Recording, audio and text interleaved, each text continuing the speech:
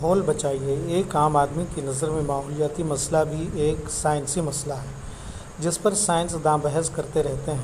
اس کے خیال میں یہ کوئی ایسا مسئلہ نہیں ہے جس میں وہ دلچسپی لے یا جس پر غور و فکر کیا جائے، لیکن ذرا بتائیے کہ کیا ہم کو اس بات کی فکر نہیں ہے کہ آج کل کینسر کا مرض اتنی شدت کیوں اختیار کر گیا ہے، دل کے امراض کیوں عام ہو رہے ہیں، لوگوں کو سانس کی تکلیف کیوں ہو رہی ہے، موسموں کا چلن کیوں بگڑ گیا ہے، برسات کی وہ رتیں اور جھڑیاں کیوں ختم ہو گئی، دریاؤں کا پانی گدلا اور کنواؤں کا پانی زہریلا کیوں ہو گیا ہے، تازہ ہوا کی وہ جھونکے کہاں چلے گئے ہیں جو روح کو شاد کر دیا کرتے تھے، موتی کی طرح شفاف پانی کے وہ قدرتی چشمے کہاں کھو گئے جن کی تہ کا حال اوپر سے ہی نظر آتا تھا۔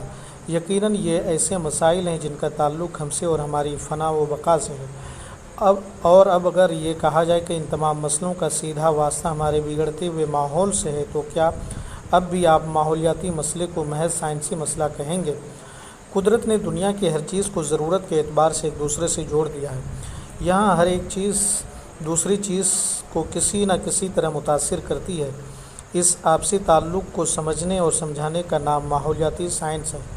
زمانۂ قدیم میں انسان اس تعلق سے نہ صرف بخوبی واقف تھا بلکہ اس کی زندگی ان قدرتی وسائل کے گرد گھومتی تھی۔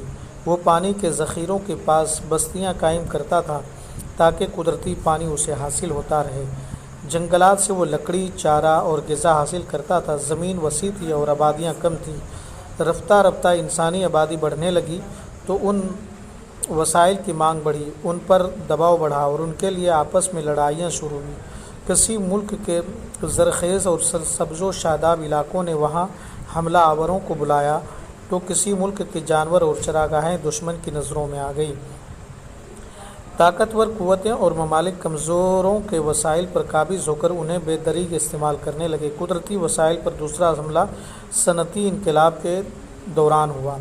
صنعتی انقلاب نے انسانوں کو مشینوں سے روشناس کرائے۔ مشینوں کی مدد سے اگرچہ پیداوار میں زبردست اضافہ ہوا اور ایسا ضروری بھی تھا کیونکہ بڑھتی ہوئی آبادی کی ضروریات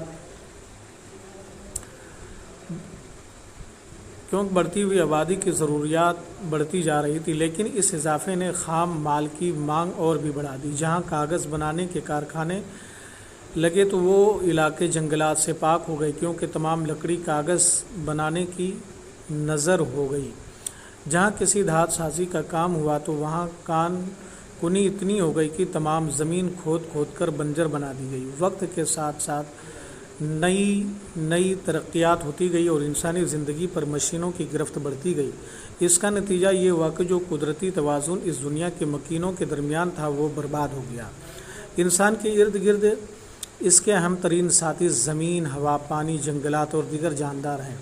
یہی اس کا ماحول کہلاتے ہیں۔ ان سبھی کا آپس میں ایک دوسرے سے تعلق ہے، یعنی اگر زمین خراب ہو گئی تو انسان اس سے متاثر ہوگا اور اگر انسان کا رویہ زمین کے تئیں بگڑے گا تو زمین خراب ہوگی۔ انسان کی بڑھتی ہوئی آبادی اور مشینی دور کی آمد نے اس آپسی تعلق کو تہس نہس کر دیا۔ کارخانوں اور فیکٹریوں نے نہ صرف یہ کہ خام مال کے شکل میں قدرتی وسائل کو بے تحاشا استعمال کیا بلکہ ان سے نکلنے والے زہریلے مادوں نے ہوا، پانی اور زمین کو زہریلا کرنا شروع کر دیا۔ کارخانوں کی چمنیوں اور موٹر گاڑیوں سے نکلنے والی دھوئیں اور گیسوں نے ہوا کو آلود کر دیا۔ جب فیکٹریاں اور گاڑیاں کم تھیں تو کم گیسیں فضا میں خارج ہوتی تھیں اور یہ تھوڑی سی مقدار بہت جلد ہوا میں گھل مل کر اتنی ہلکی ہو جاتی تھی کہ اس کا زہریلا پن ختم ہو جاتا۔ لیکن اب صورتحال مختلف ہے۔ اب اتنی زیادہ مقدار میں یہ گیسیں ہوا میں خارج ہوتی ہیں کہ ان کا پھیلنا اور تحلیل ہونا ناممکن ہے۔ نتیجہ یہ ہے کہ یہ تمام زہریلی گیسیں خطرناک حد تک ہوا میں جمع ہو رہی ہیں۔ شہری اور صنعتی علاقوں کے اوپر یہ گیسیں ایک غلاف کی مانند چھائی رہتی ہیں۔ ایسی ہوا میں جب ہم لوگ سانس لیتے ہیں تو یہ سب کیمیائی مادے ہمارے جسم میں داخل ہو جاتے ہیں۔ ہمارے کارخانوں اور موٹر گاڑیوں سے خارج ہونے والی گیسوں میں زیادہ مقدار کاربن مونو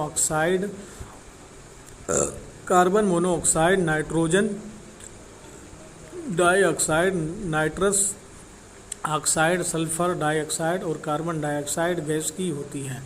ان سبھی گیسوں کی زیادتی ہماری قدرتی ماحول کے لیے مضر ہے۔ ان میں سے کچھ گیسیں تیزاب کی شکل میں زمین پر آتی ہیں۔ ایسی بارش کو تیزابی بارش کہا جاتا ہے اور کئی ممالک کو ان بارشوں کا تجربہ ہو چکا ہے اور ہو رہا ہے۔ تیزابی بارش کی سب سے اہم وجہ سلفر ڈائی آکسائڈ گیس ہے۔ فضا میں اس گیس کی زیادتی خطرے کی گھنٹی ہے، کیونکہ تیزابی بارشیں نہ صرف یہ کہ پیڑ پودوں اور جانداروں کو نقصان پہنچاتی بلکہ ان سے عمارتیں اور دیگر سامان بھی متاثر ہوتے ہیں۔ موٹر گاڑیوں سے نکلنے والی کثافت نے نہ صرف ہوا کو ہی متاثر کیا بلکہ کارخانوں کا فضلہ ہوا کے علاوہ پانی اور زمین کو بھی خراب کرتا ہے۔